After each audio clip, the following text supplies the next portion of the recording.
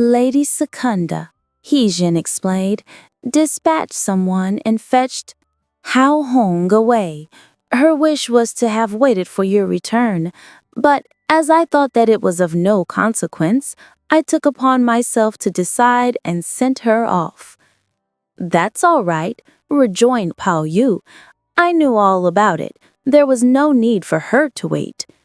Yesterday, resumed He Jin, the imperial consort deputed the eunuch Hashua to bring 120 ounces of silver and to convey her commands that from the 1st to the 3rd there should be offered in the Chul Hushwal temple Thanksgiving services to last for 3 days, and that theatrical performances should be given and oblations presented.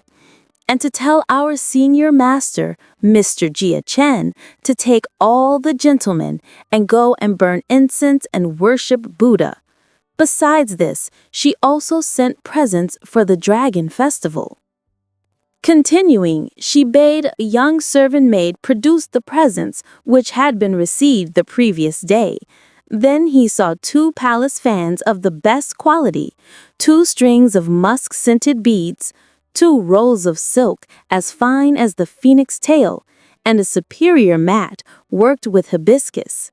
At the sight of these things, Pao Yu was filled with immeasurable pleasure, and he asked whether the articles brought to all the others were similar to his.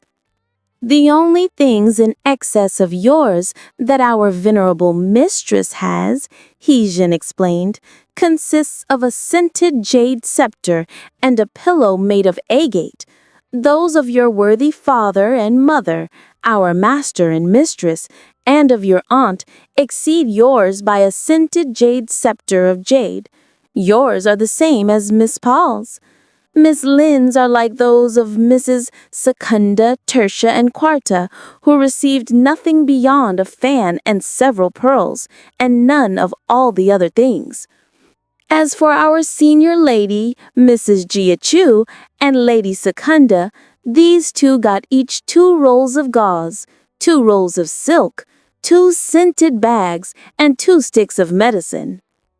After listening to her enumeration, "What's the reason of this?" he smiled. "How is it that Miss Lin's are not the same as mine, but that Miss Paul's instead are like my own? May not the message have been wrongly delivered?" When they were brought out of the palace yesterday, they were already divided in respective shares, and slips were also placed on them, so that how could any mistake have been made? Yours were among those for our dowager lady's apartments. When I went and fetched them, her venerable ladyship said that I should tell you to go there tomorrow at the 5th watch to return thanks. Of course it's my duty to go over, Pao Yu cried at these words, but forthwith calling Chu Juan, "Take these to your Miss Lin," he told her, "and say that I got them yesterday and that she is at liberty to keep out of them any that take her fancy." Chu Juan expressed her obedience and took the things away. After a short time she returned. "Miss Lin says that she also got some yesterday, and that you, Master Secundus, should keep yours." Hearing this reply, Pao Yu quickly directed a servant to put them away. But when he had washed his face and stepped out of doors, bent upon going to his grandmother's on the other side in order to pay his obeisance, he caught sight of Lin Tai Yu coming along towards him from the opposite direction. Pao Yu hurriedly walked up to her. "I told you to select those you liked from my things. How is it you didn't choose any?" Lin Tai Yu had long before banished from her recollection the incident of the previous day that had made her angry with Pao Yu, and was only exercised about the occurrence of this present occasion. "I am not gifted with such extreme good fortune as to be able to accept them. I can't compete with Miss Paul in connection with whom something or other about gold or about jade is mentioned. We are simply beings connected with the vegetable kingdom." The allusion to the 2 words gold and jade aroused of a sudden much emotion in the heart of Pao Yu.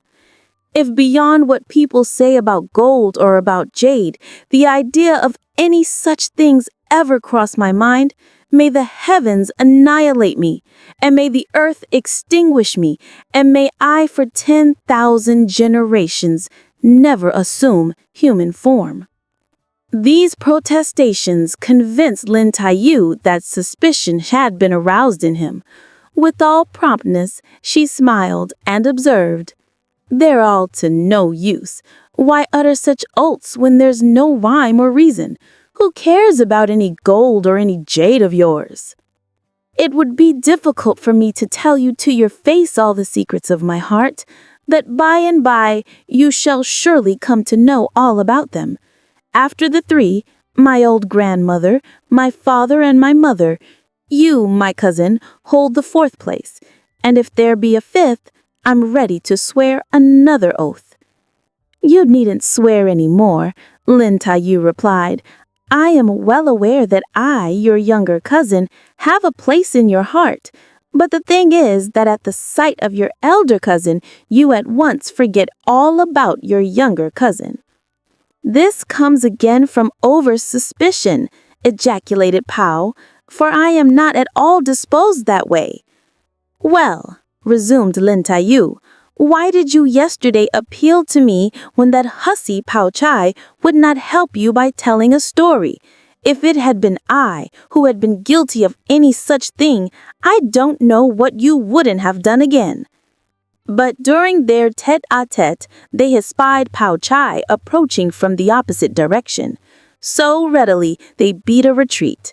Pao Chai had distinctly caught sight of them, but pretending she had not seen them, she trudged on her way with a lowered head and repaired into Madame Wang's apartments. After a short stay, she came to this side to pay Dowager Lady Jia a visit. With her she also found Pao Yu. Pao Chai ever made it a point to hold Pao Yu aloof, as her mother had in days gone by mentioned to Madame Wang and her other relatives, that the gold locket had been the gift of a bonze, and that she had to wait until such time as some suitor with jade turned up before she could be given in marriage, and other similar confidences. But by discovery the previous day that Yuan Trun's presents to her alone resembled those of Pao Yu, she began to feel all the more embarrassed. Luckily, however, Pao Yu was so entangled in Lin Taiyu's meshes and so absorbed in heart and mind with fond thoughts of his Lin Taiyu that he did not pay the least attention to this circumstance. But she unawares now heard Pao Yu remark with a smile, "Cousin Paul, let me see that string of scented beads of yours." By a strange coincidence, Pao Chai wore the string of beads around her left wrist, so she had no alternative when Pao Yu asked her for it than to take it off. But Pao Chai was naturally inclined to embonpoint, and it proved therefore no easy matter for her to get the beads off. And while Pao Yu stood by watching her snow-white arm, feelings of admiration were quickly stirred up in his heart. He secretly pondered, "Were this arm attached to Miss Lin's person, I might possibly have been able to caress it. But it is, as it happens, part and parcel of her body. How I really do deplore this lack of good fortune." He suddenly bethought himself of the secret of gold and jade, and again scanned Pao Chai's appearance. At the sight of her countenance, resembling a silver bowl, her eyes limpid like water and almond-like in shape, her lips crimson, though not rouged, and her eyebrows jet black, though not penciled. Also of that fascination and grace which presented such a contrast to Lin Taiyu's style of beauty, he could not refrain from falling into such a stupid reverie, that though Pao Chai had got the string of beads off her wrist and was handing them to him, he forgot all about them and made no effort to take them. Pao Chai realized that he was plunged in abstraction and conscious of the awkward position in which she was placed. She put down the string of beads and, turning around, was on the point of betaking herself away, when she perceived Lin Taiyu standing on the doorstep, laughing significantly while biting a handkerchief she held in her mouth. You can't resist a single puff of wind, and why do you stand there and expose yourself to the very teeth of it? Wasn't I inside the room? But I came out to have a look as I heard a shriek in the heavens.